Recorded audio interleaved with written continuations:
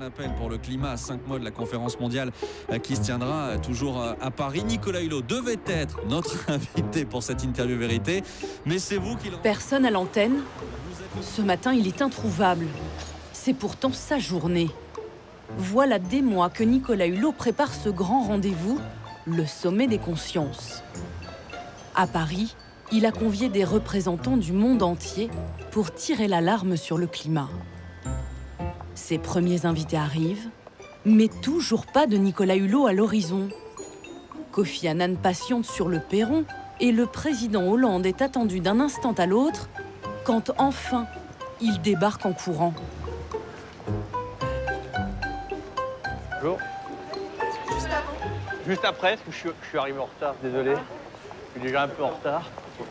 1h30 de retard dû à un petit problème technique. Qui est arrivé? Qui est déjà arrivé?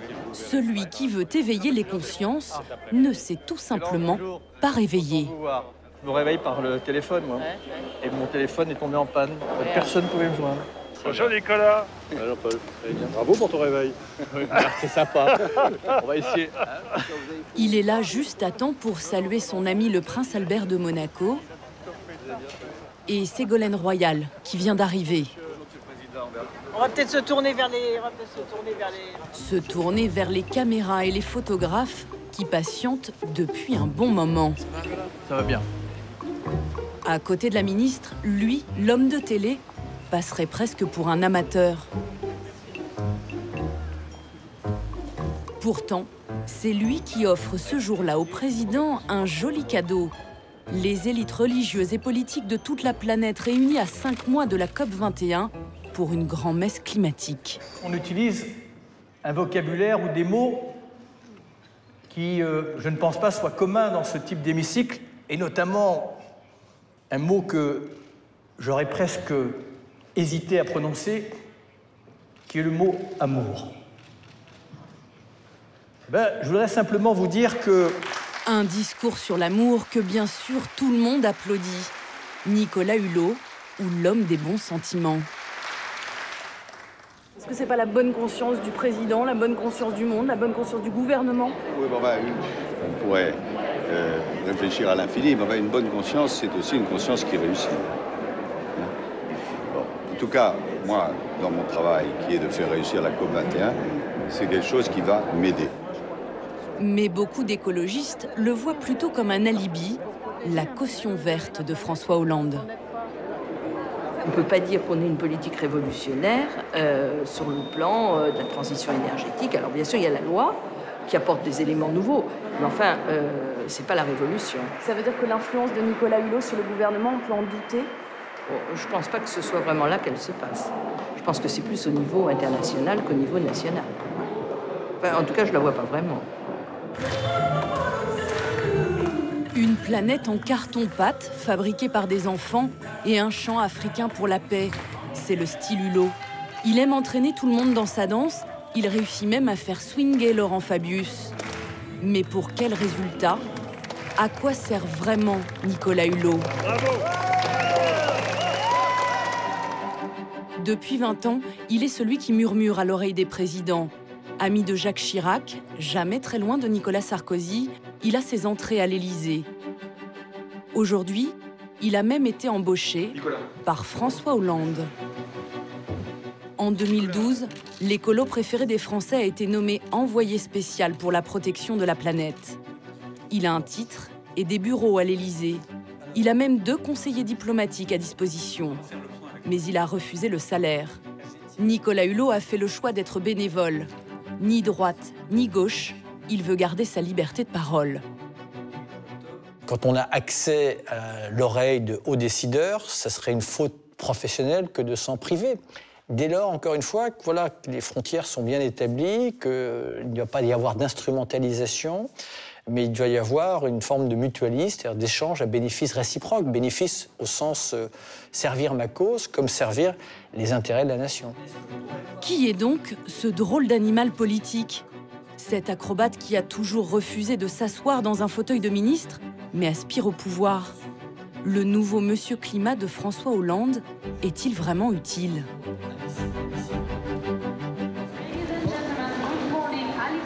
L'ancien présentateur d'Ushuaïa est aujourd'hui en mission.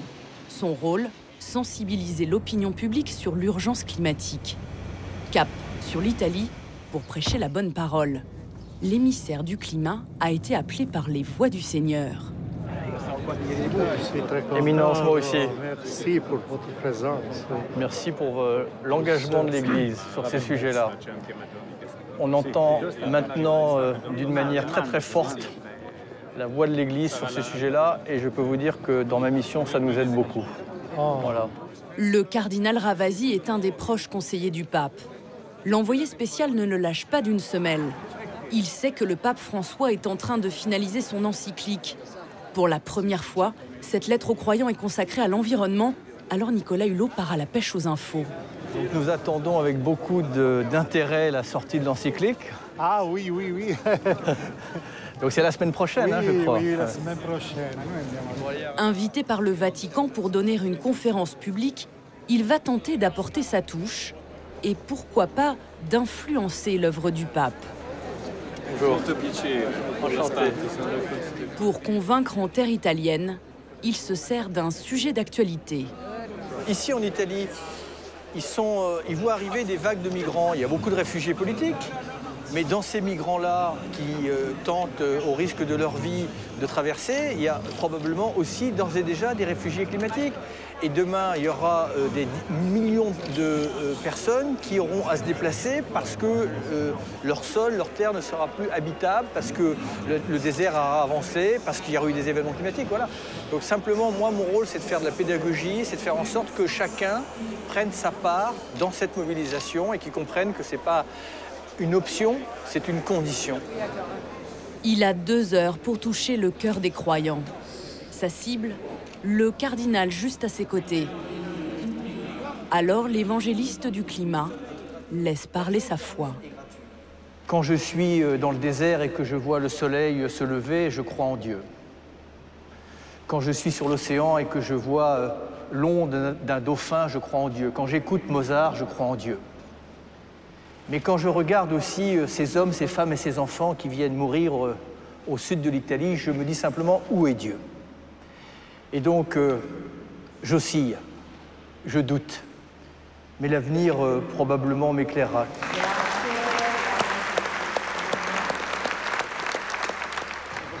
À peine sorti, le VRP du climat défait sa cravate, jamais très à l'aise dans son costume officiel. Quelle est l'utilité de ça? On peut se poser la question, mais au-delà des... Je sais pas, il y a peut-être 1000 personnes là. Quand vous touchez des gens qui sont des gens d'influence, eux-mêmes, ils essaiment après. Donc voilà, c'est l'effet multiplicateur et qui fait qu'en faisant ça depuis 3 ans, parfois je fais 5 ou 6 interventions comme ça par semaine. Bien, ça participe probablement à la mobilisation de la société civile, entre autres. Voilà. Mission accomplie. Très bien. Merci beaucoup. Je vous en prie. À très bientôt. Cette fois, Dieu semble l'avoir entendu. Une semaine plus tard, sortie mondiale de l'encyclique, c'est à lui que le Vatican a confié la préface de la version française. Il a réussi son coup.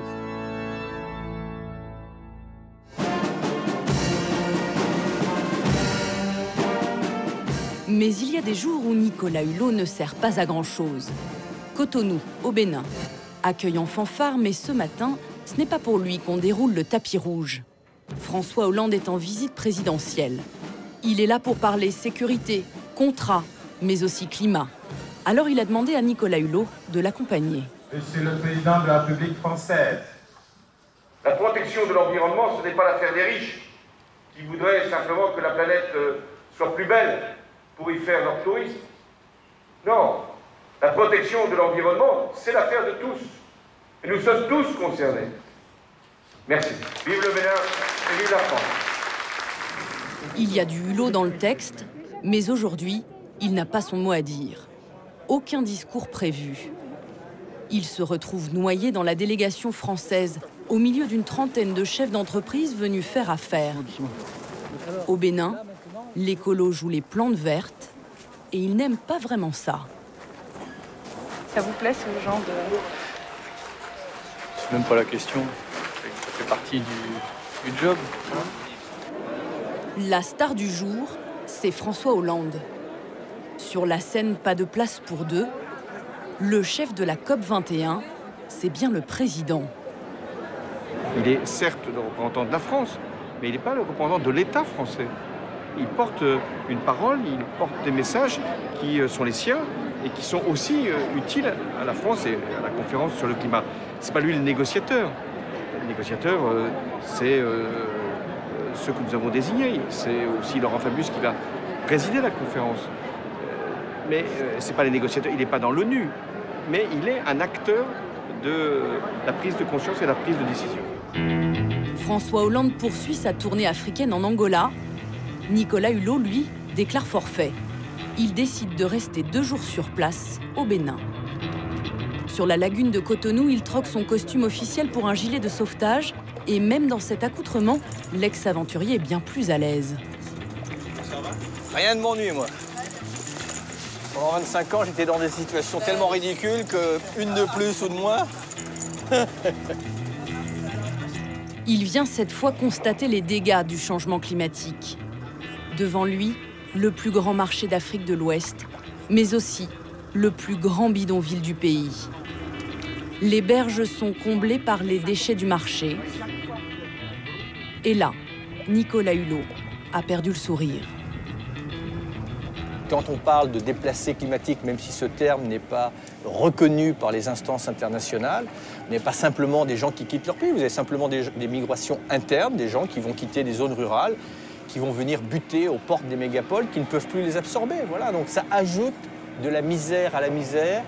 C'est pour ça que c'est un sujet éminemment humain, sérieux et sur lequel... Je dis ça gentiment, mais je n'ai plus aucune place pour le moindre humour, quoi.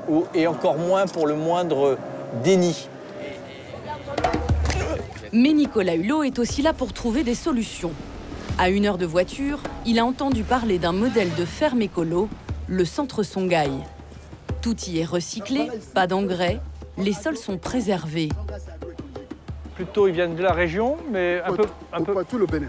Le centre forme à l'agroécologie des jeunes qui repartent ensuite dans leur village. Mais la plus grande fierté du fondateur, ce sont ses poissons. C'est quoi ça? C'est le carpe. Carpe africain disparaît pratiquement. Regardez ça. Ces carpes avaient quasiment disparu des eaux polluées, mais ici elles pullulent. Alors, je pense qu'autrefois, chez nous, on pouvait pêcher des carpes comme ça. Maintenant, c'est quasiment fini. Ouais. Ok, merci. Merci, monsieur. Dans beaucoup de domaines, je passe mon temps à me dire, mais pourquoi on ne le fait pas partout? Non, mais c'est la question en centrale. C'est que tu te dis... Et le problème, c'est que j'ai pas la réponse, ou alors elle est trop compliquée. Cette ferme, c'est le bio à la portée de tous. Un modèle qu'il veut ériger en exemple pour la COP21. C'est vachement bien. Donc vraiment, merci pour cet accueil, qui est très enrichissant. Je me ferai votre ambassadeur. C'est un bel exemple. Merci. Ça me fait plaisir. À très bientôt. Merci pour l'accueil. Partout où il va, l'homme pressé veut prouver à l'humanité qu'un autre monde est possible. T'as qu'une envie, tu vois, c'est de les aider, d'emmener tous les ministres de l'Agriculture du monde entier ici, là.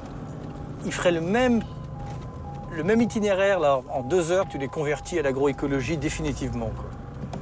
C'est vrai, hein? Emmener les politiques, c'est son rêve.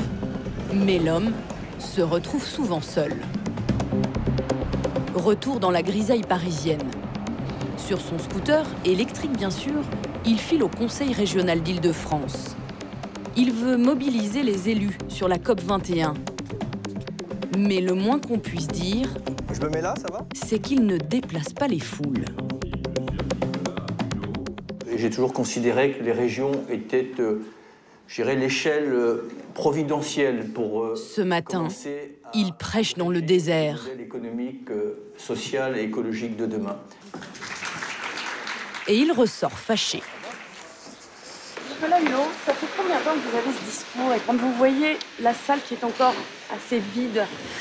Ça prouve que c'est pas gagné. Voilà. Certains n'ont pas intégré que c'était un sujet majeur. Mais bon... C'est agaçant, ça, non? Oui, bah, c'est pas étonnant, hein, je suis habitué. Hein, ouais. Voilà. Il n'y avait aucun des vice-présidents socialistes, par exemple. Bon, parce qu'ils ont toujours sous-traité ce sujet-là aux écologistes, mais C'est bien, mais c'est pas suffisant. Ouais. Il n'est pas tendre avec la gauche, mais à part Hollande, elle ne lui a jamais fait de cadeau. Avec les Verts, l'histoire s'est même très mal terminée. 2011, Nicolas Hulot se présente à la primaire de la présidentielle avec ses amis d'Europe Écologie. Face à lui, Eva Joly. Très vite, il se heurte à la violence des militants. Des épluchures de carottes jetées au visage et des échanges plutôt tendus. On ne veut pas d'écologie TF1, ni L'Oréal, ouais. EDF contre le nucléaire. Ouais. Et la tolérance, vous connaissez? Arrivé par derrière comme vous l'avez fait, ça s'appelle de la lâcheté. L'homme de TF1 est attaqué sur ses liens avec le nucléaire, avec les multinationales. La base l'accuse d'être un homme de droite. La campagne tourne au vinaigre. Ça a été minable. Des attaques ad nominem, des faux procès, des débats qui étaient des débats tronqués, des magots, etc., qui n'étaient absolument pas à la hauteur des enjeux. Et Nicolas a beaucoup souffert, vraiment beaucoup souffert de cette mise en scène, d'un combat, beaucoup plus que d'un débat d'idées et de construction. C'est mal connaître les Verts que de se dire qu'ils seraient plutôt tendance bisounours. Les Verts ont toujours été très durs, avec ceux dont la tête émerge. Nicolas Hulot est écrasé à la primaire. Eva Joly l'emporte haut la main avant de s'écrouler à la présidentielle. Elle fait 2,3%.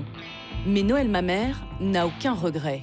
Si je n'ai pas choisi Nicolas Hulot, c'est parce que je pense qu'il y avait une sorte de non pas de fêlure, mais de faille dans sa capacité à résister, à affronter le combat politique. Voilà. Je pense que c'est pas son tempérament.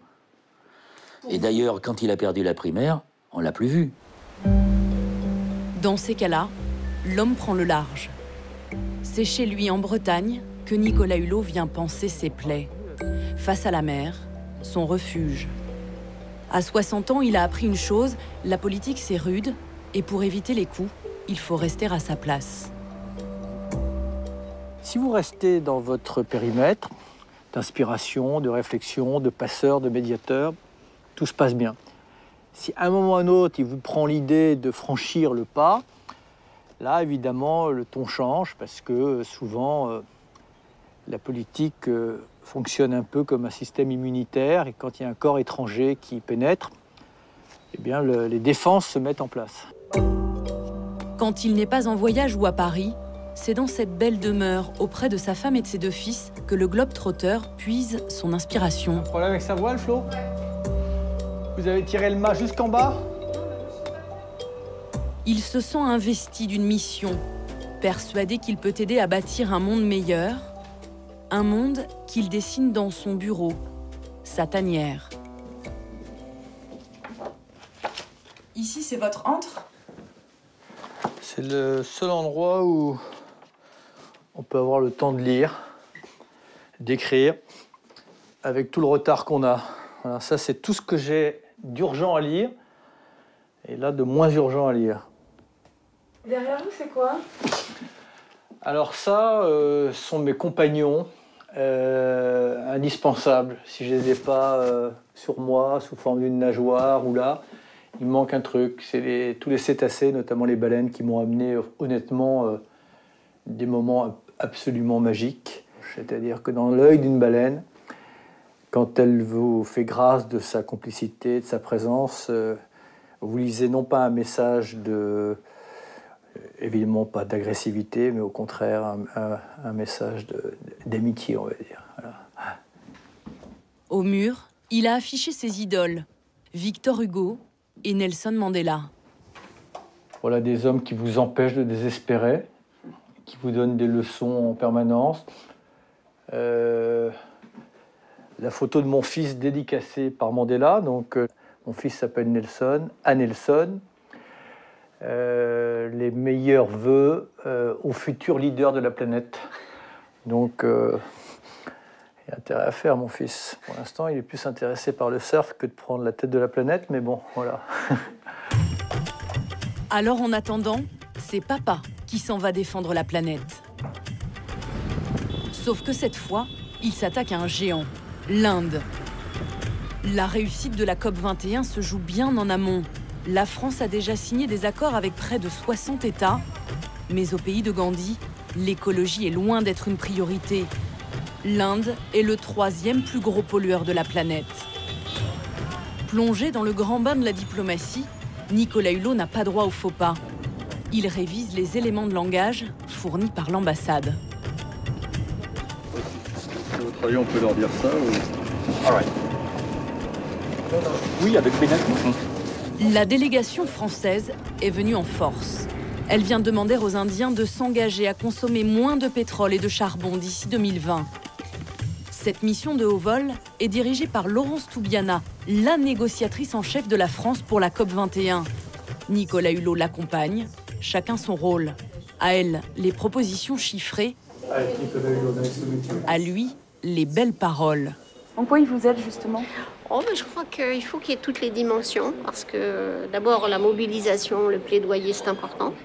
L'histoire qu'on raconte, elle est importante, parce que du coup tout le monde se forge un peu une image de l'avenir.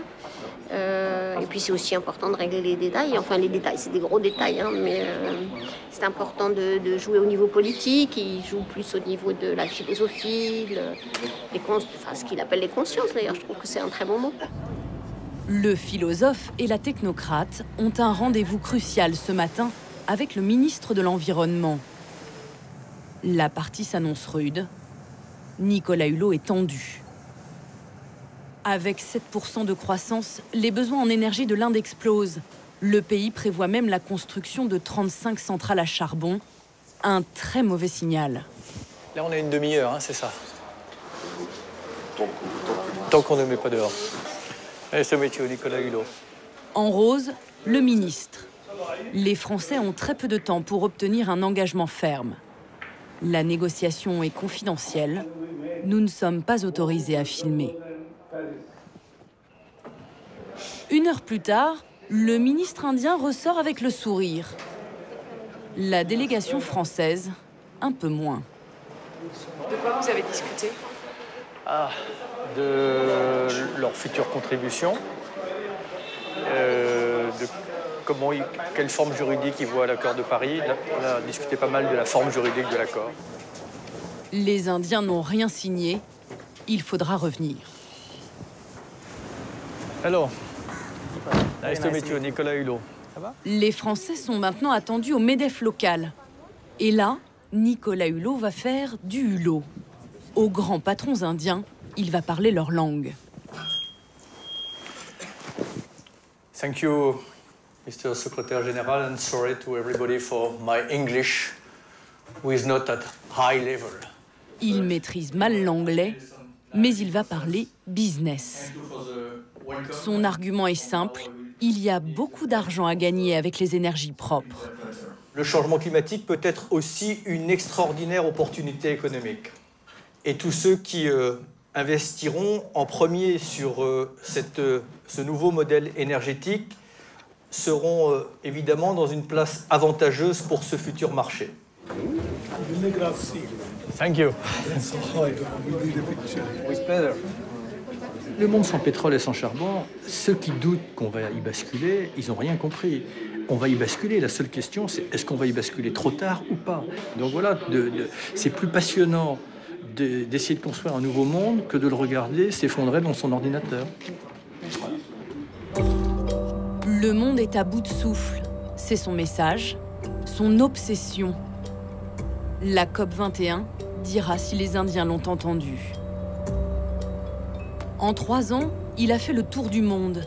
Déjà 50 pays visités et jamais la certitude d'être vraiment écouté.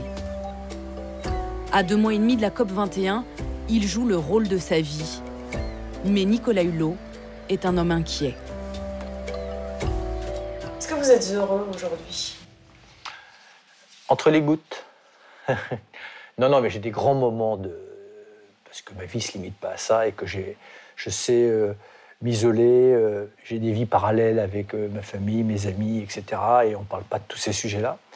Mais j'ai toujours, dans l'ombre, comme ça, cette inquiétude, parce que je pense être, ça va vous paraître très prétentieux, mais très lucide sur ce qui pend au bout du nez de l'humanité. Voilà, je pense qu'on est au bout d'un cycle, je pense que l'humanité a perdu la raison et la sagesse, et que malheureusement, on s'est mis dans des situations de puissance et de vulnérabilité inédites. Donc je suis inquiet, je pense que le XXIe siècle peut basculer vers des grandes tragédies. Et à l'inverse, il y a une humanité silencieuse qui peut prendre le dessus aussi, et qui est une belle humanité. Donc je ne sais pas encore qui va gagner. Son avenir à lui aussi est incertain. Être candidat à la prochaine présidentielle, il ne l'exclut pas, si cela peut faire avancer sa cause. Tout dépendra de la COP21. Nicolas Hulot est un drôle d'oiseau qui sent le vent, mais ne sait jamais jusqu'où il le mènera.